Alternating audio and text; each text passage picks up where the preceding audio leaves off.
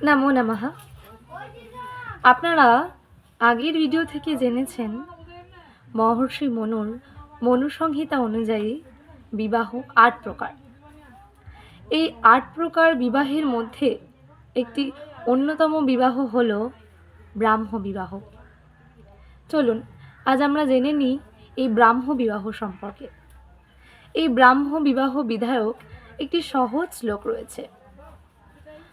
आच्छाद्य चर्चयित्वा च श्रुतिशीलवती स्वयम् आहूय दानं कन्याया ব্রাহ্মো ধর্ম প্রকীর্তিতঃ।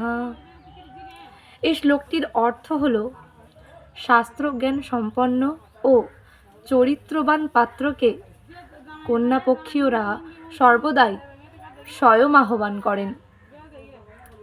যথোচিত অভ্যর্থনাপূর্বক নিজ কন্যাকে সুচারু বস্ত্রে আচ্ছাদিত করে এবং অলঙ্কার দ্বারা ভূষিত করে যদি ওই পাত্রীর হাতে সম্প্রদান করেন তাহলে তাকে বলা হয় ব্রাহ্ম ধর্ম বা ব্রাহ্ম বিবাহ।